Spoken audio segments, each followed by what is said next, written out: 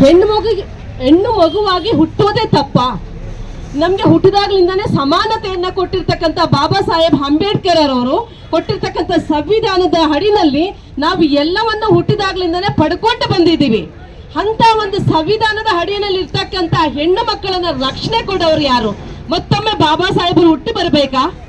ಈಗ ಬಾಬಾ ಸಾಹೇಬರಲ್ಲ, ಎಲ್ಲ ಬಾಬಾ ಸಾಹೇಬರಿಗಿಂತನೂ ಸಾವಿರಾರಲ್ಲ ಲಕ್ಷಾಂತರ ಬಾಬಾ ಸಾಹೇಬರು ನಮ್ಮ ಜೊತೆ ಇದ್ದಾರೆ.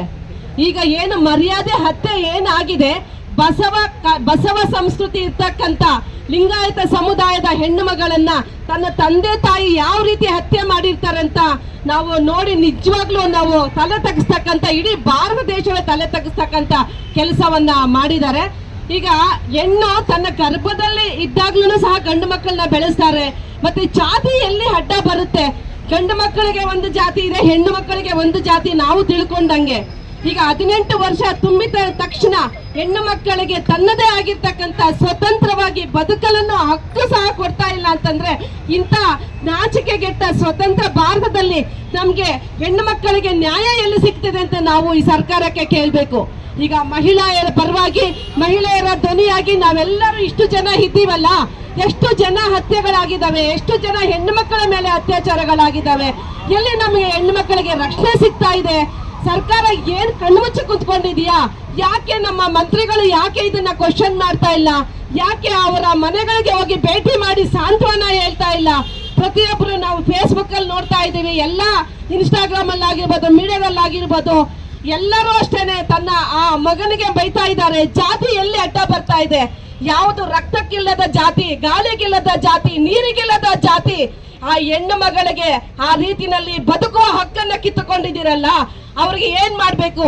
ಅವ್ರಿಗೆ ಇದು ನಿಜವಾಗ್ಲೂ ಹೇಳ್ಬೇಕು, ಕಾನೂನು ರೀತಿನಲ್ಲಿ ಬಹಳ ಒಂದು ದೊಡ್ಡ ಮಟ್ಟದ ತನಿಖೆ ಆಗಿ ಅವ್ರಿಗೆ ಒಳ್ಳೆ ಶಿಕ್ಷೆ ಕೊಟ್ರೆ ಈ ಎಲ್ಲಾ ಹೆಣ್ಣು ಮಕ್ಕಳಿಗೆ ಒಂದು ನ್ಯಾಯ ಸಿಗುತ್ತೆ ಅಂತ ಈ ಮೂಲಕ ಹೇಳ್ತಾ ಇದ್ದೀನಿ. ಜೈ ಭೀಮ್.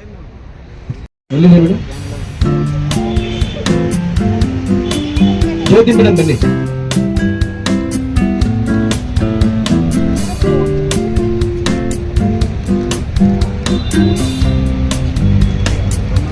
ಬನ್ನಿ ಬನ್ನಿ.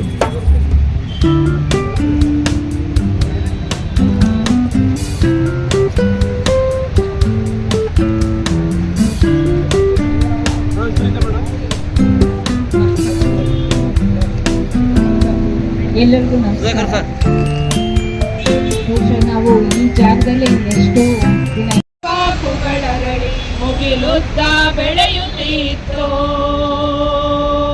ಮುಗಿಲುದ್ದ ಬೆಳೆಯುತ್ತಿತ್ತು, ಕಪ್ಪು ಮೈಯಲ್ಲಿ ಕೆಂಪು ಗಂಗೆ ಯಮುನೆಯು ಹರಿದು ಅವಳ ಬಾಯಿಯ ತುಂಬ ಬೆಂಕಿಯಿತ್ತು.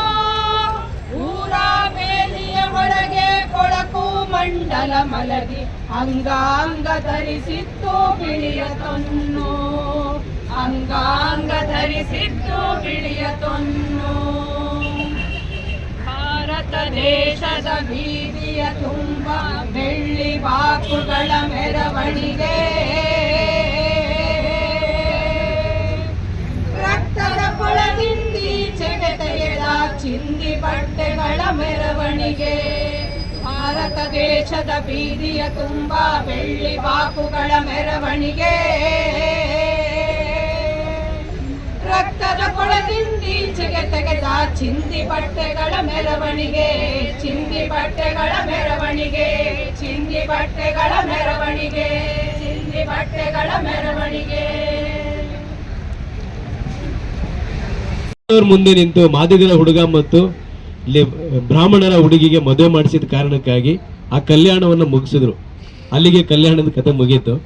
ಈ ಕಲ್ಯಾಣವನ್ನ ನಾವು ಎಲ್ಲೂ ಅಟ್ಲೀಸ್ಟ್ ಇಷ್ಟು ಜನ ನಿಂತು ಯಾವುದನ್ನ ಪ್ರತಿಭಟಿಸಕ್ಕೆ ಇಲ್ಲಿ ನಿಂತ್ಕೊಂಡಿದ್ದೀವಿ. ಆ ಕಾರಣಕ್ಕಾಗಿ ಇಲ್ಲಿ ಸ್ವಾತಂತ್ರ್ಯ ಉದ್ಯಾನವನ್ನ ನಮ್ಗೆ ಕೊಟ್ಟಿದ್ದಾರೆ. ನಮ್ಗೆ ಮಾತ್ರ ಇದು ಸೀಮಿತ. ಮೊದಲೆಲ್ಲ ಬೆಂಗಳೂರಿನ ಯಾವ ಮೂಲೆಯಲ್ಲೋ ಒಂದ್ ಕಡೆ ನಿಂತ್ಕೊಂಡು ಪ್ರತಿಭಟನೆ ಮಾಡ್ತಿದ್ವಿ. ಅಟ್ಲೀಸ್ಟ್ ಸರ್ಕಾರ ಕಿವಿಗೆ ಬೀಳಲಿಲ್ಲ ಅಂದ್ರೆ ಜನಗಳ ಕಣ್ಣಿಗಾದ್ರೂ ಕಾಣ್ತಾ ಇತ್ತು. ನಾವು ಇಟ್ಕೊಂಡಿರೋ ಫ್ಲಕಾರ್ಡ್ಸ್ನ ಜನ ಓದ್ಕೊಂಡು ಹೋಗ್ತಿದ್ರು. ನಾವು ಅಟ್ಲೀಸ್ಟ್ ಅಲ್ಲಿ ಹೋಗ್ಬಿಟ್ಟು ಅವ್ರಿಗೆ ಪಾಂಪ್ಲೆಟ್ ಕೊಡ್ತಿದ್ವಿ, ಇದೆಲ್ಲ ಮಾಡ್ತಿದ್ವಿ. ಇದೊಂದು ಒಂದು ಸಣ್ಣ ಕಲ್ಯಾಣದ ಒಂದು ಪಳೆಯುಳಿಕೆ ಇದೆ. ಇದನ್ನು ಕೂಡ ಕೆಡಿಸೋದಕ್ಕೆ ಅಂತ ಪ್ರಯತ್ನ ಪಡ್ತಿದ್ದಾರೆ. ಇದಕ್ಕೊಂದು ತುಂಬಾ ದೊಡ್ಡ ಪರಂಪರೆ ಇದೆ. ಮೇಡಮ್ ಅವರು ಹೇಳಿದಂತಹ ಈ